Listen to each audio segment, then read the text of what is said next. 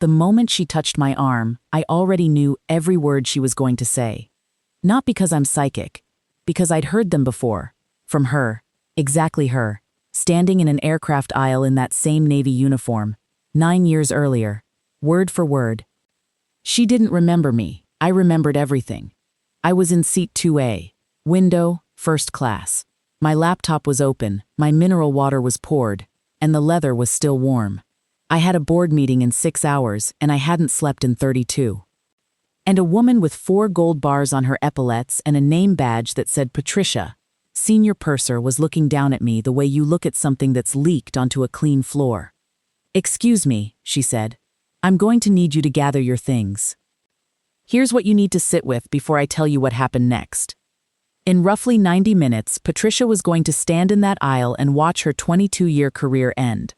Not because of what she was about to do to me, but because of a complaint form filed 9 years ago that she'd forgotten existed.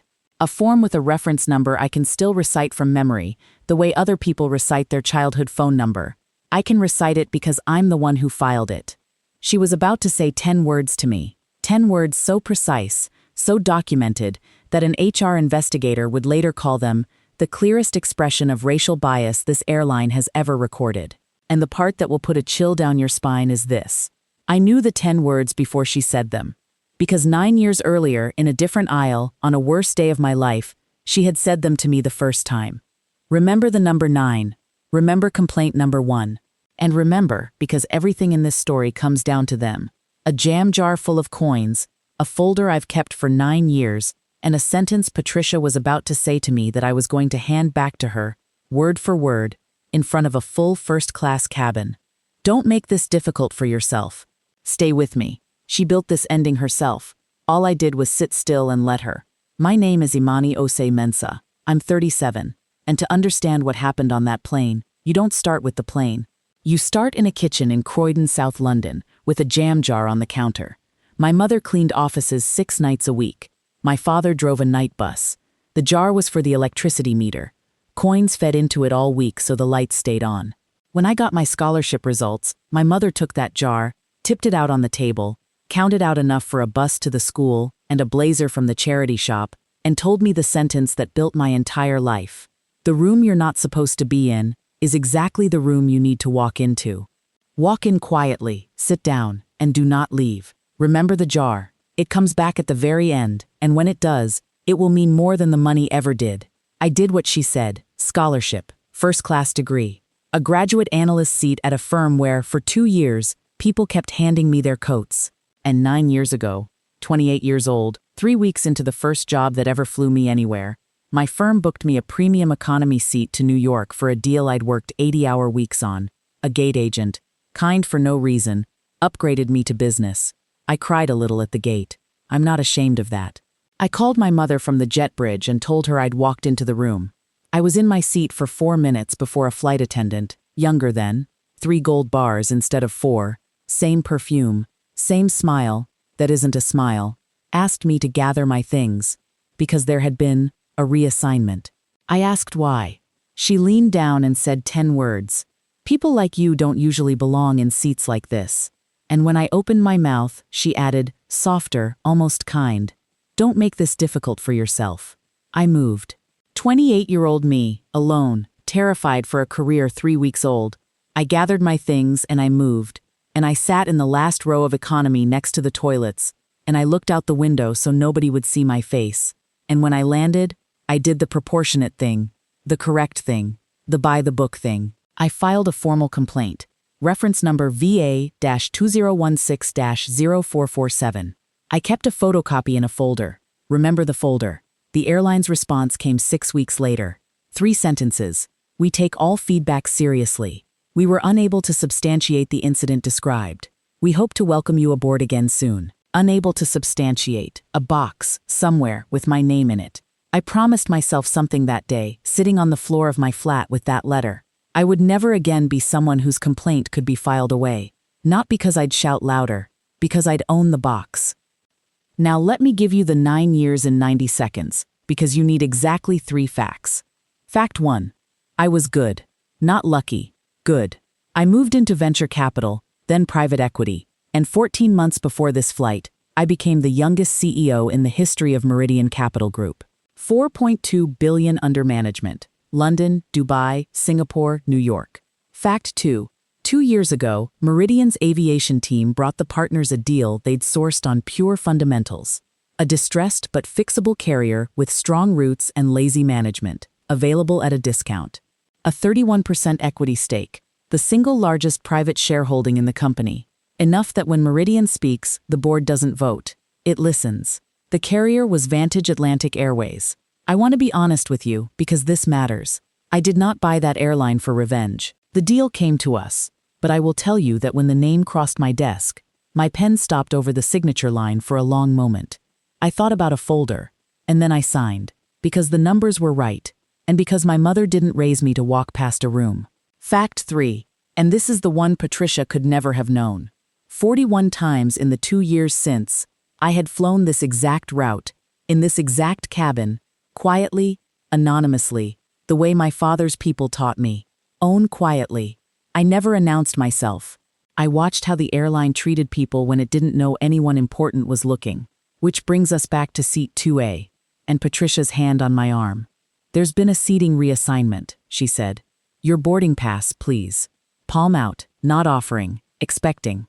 I handed it over and watched the calculation happen behind her eyes, the one that had nothing to do with the boarding pass.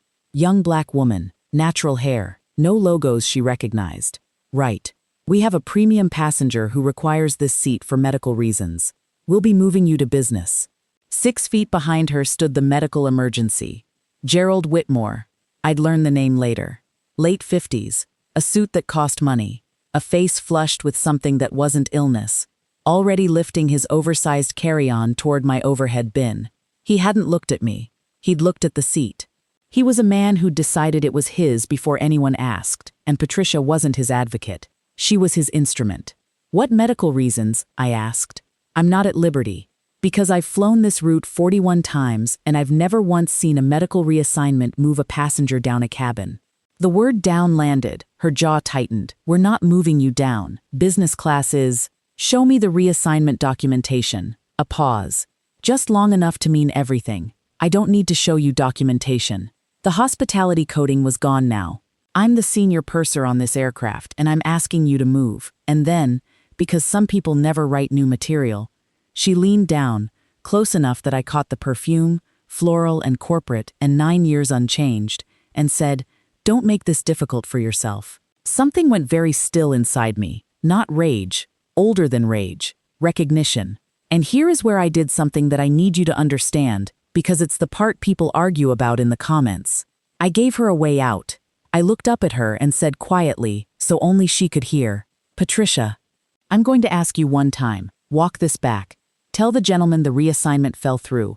Apologize to me for the confusion. And this ends here, right now, and nobody ever hears about it. Please. I meant it. I want you to know I meant it. 9 years is a long time to carry a folder, and I was tired, and part of me, the part my mother built, genuinely wanted her to take the door I was holding open. Patricia smiled the not smile. She straightened up so the whole cabin could hear the verdict. And she said the 10 words. People like you don't usually belong in seats like this. The woman in 3A stopped turning her magazine page. A young crew member named Theo, standing at the galley curtain, looked at the floor. Remember Theo, remember the floor. And somewhere behind me, through the gap in the curtain, I heard the soft percussion of phones being raised. I closed my laptop. I took one slow breath. Please find me the duty operations manager for this airport, I said, before this aircraft pushes back. Patricia sighed, actually sighed, the sigh of a woman inconvenienced, and picked up the interphone. And what she did next was the point of no return. Not for me, for her. She made an announcement to the entire aircraft. Ladies and gentlemen, we apologize for the delay in our departure. We are currently dealing with a passenger compliance issue in the first-class cabin. We'll be underway just as soon as it's resolved. 180 people exhaled in irritation. Heads craned. A man across the aisle muttered, "Unbelievable," at me. Gerald Whitmore checked his watch and said, "To no one and to everyone. Some people just have to make a scene." She had taken my seat, my dignity, and now my character. Laundered her bias through a PA system and handed a plane full of strangers permission to hate me. 9 years ago, that would have broken me. But here's what Patricia didn't know. And I'm telling you now because I want you to enjoy every second of what's coming, the way I couldn't at the time.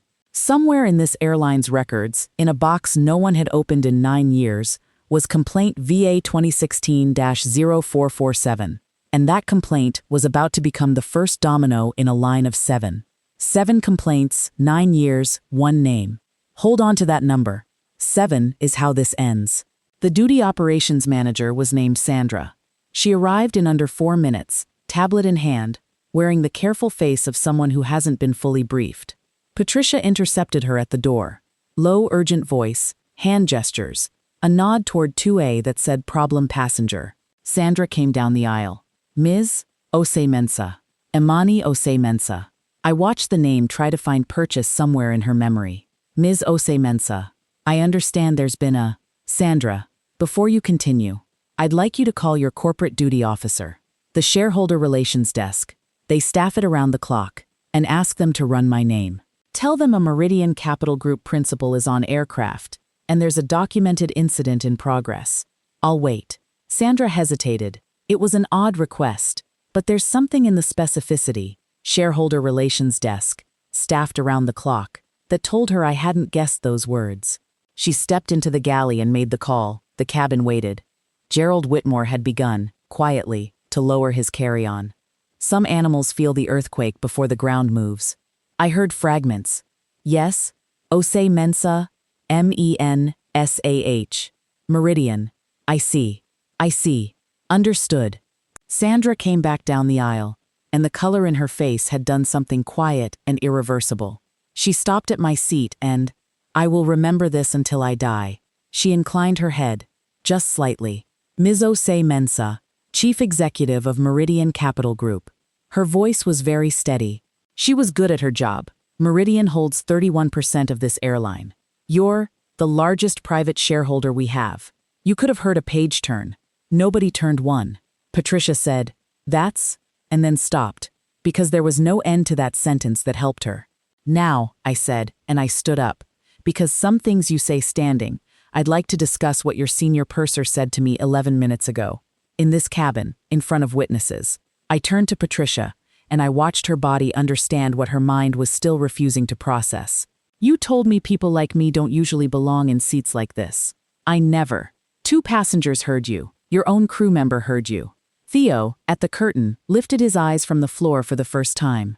And Patricia, before you say another word, I want to offer you some advice. Sincerely, from one professional to another. I let it sit for 1 full second. Don't make this difficult for yourself. I watched her own sentence hit her like weather, and then I said the only other thing I'd waited 9 years to say. People like me built this seat. But we're not done. Because here's the part nobody on that plane knew yet. Not Sandra, not Theo, not even the corporate duty officer. The part that turns this from an incident into a reckoning. Sandra, I said, one more thing. I'd like you to pull a complaint record. It's old, 9 years. Reference VA 2016-0447. Sandra frowned. You have a reference number. Memorized? I've had 9 years to memorize it. Patricia's face didn't change, and that was the worst part. Nothing. No flicker. I searched her eyes for even a shadow of that flight, that aisle, that 28-year-old in the last row by the toilets, and there was nothing there at all. You don't remember me, I said, quietly. Not for the cabin, for her. September 9 years ago. Business cabin, this route. A young woman, first work trip, upgraded at the gate. You told her people like her didn't usually belong in seats like that. You told her not to make it difficult for herself. She moved. She cried in row 52 for 7 hours, and then she filed a complaint, and your airline wrote back 3 sentences and told her the incident couldn't be substantiated. The magazine woman in 3A had her hand over her mouth. You don't remember, I said, because for you it was a Tuesday. It was nothing. That's what I need everyone on this aircraft to understand. It was nothing to her. It was so ordinary she's done it so many times she can't tell us apart. I turned to Sandra. Pull the record. And then pull every complaint ever filed against this crew member. Aggregate them. Because I'd bet this airline that mine wasn't the last. It wasn't. It wasn't even close. I want to be specific about what happened next, because specificity is the difference between justice and vengeance. Patricia was removed from the flight before pushback. Standard procedure once a formal incident of discriminatory conduct is documented in progress.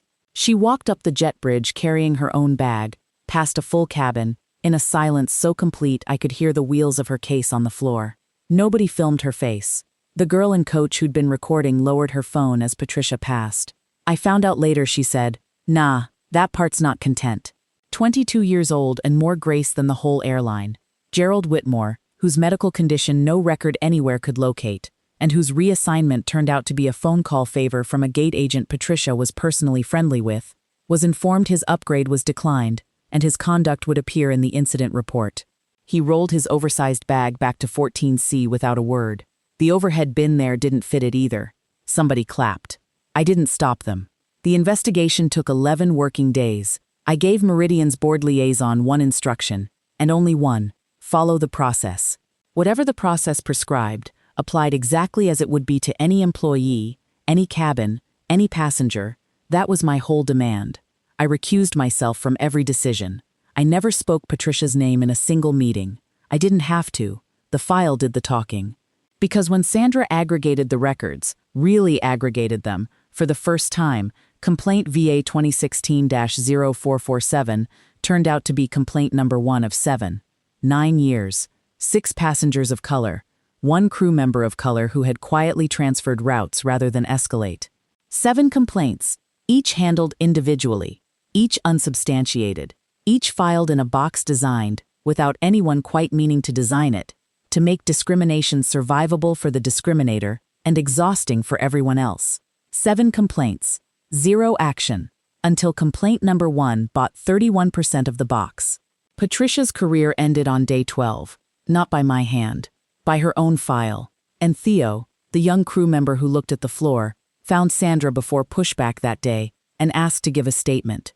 3 years in that cabin. He said it wasn't the first time. His statement is what opened the file. His courage, not my shareholding, is the hinge this whole story turns on, and I need you to know that. Here's what I actually wanted, though. More than the termination. More than watching Gerald walk to 14C. I wanted the box. At my instruction and Meridian's expense, an 8-week independent audit tore open Vantage Atlantic's entire complaint architecture. We changed the forms. They now capture patterns, not just incidents. We changed the rules so complaints against the same employee aggregate automatically and escalate mandatorily. We funded an external review channel, so reports never again pass through the same managers who buried the last 7.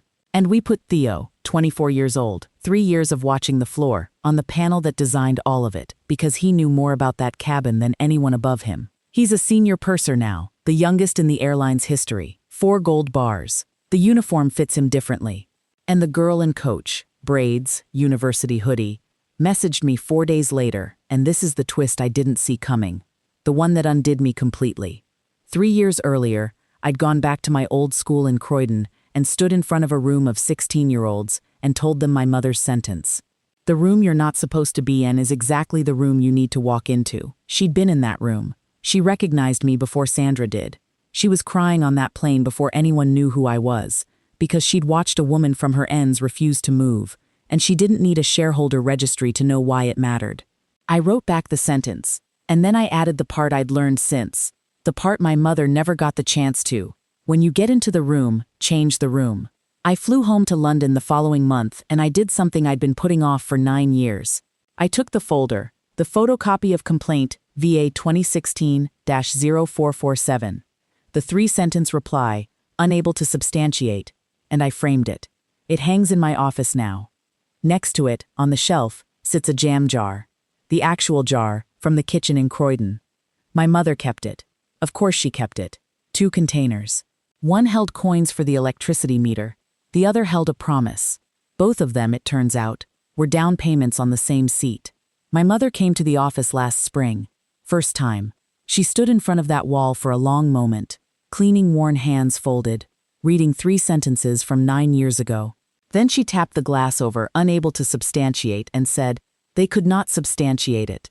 She looked out the window, toward the airport, where somewhere, a Vantage Atlantic tail was climbing. Substantiate it now. So here's what I want to ask you, and I want an honest answer, because I go back and forth on it myself. Patricia said the same 10 words to 2 women. The first one moved, cried in row 52, filed a complaint, and was ignored, along with the 6 who came after her. The second one owned 31% of the airline, and the entire system changed in 8 weeks. They were the same woman. So tell me, was that justice? Or was it only justice because the complaint finally came from someone with power? Because the woman who filed complaint number 1 deserved exactly what the CEO got, and she got 3 sentences and a box. I used power to correct an injustice that powerlessness had protected for 9 years, and I honestly don't know if that's beautiful or troubling. I think it might have to be both. And the harder question.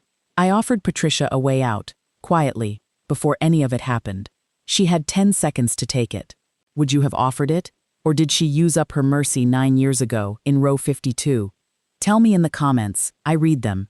If this story made you think of someone who's been told, in 10 words or 10,000, that they don't belong in the seat they paid for, send it to them. That's all I ask, and subscribe, because there are more stories like this one, about the rooms they said we couldn't enter, and what happened when we walked in anyway. Walk in quietly. Sit down. Do not leave. And when you get into the room, change the room.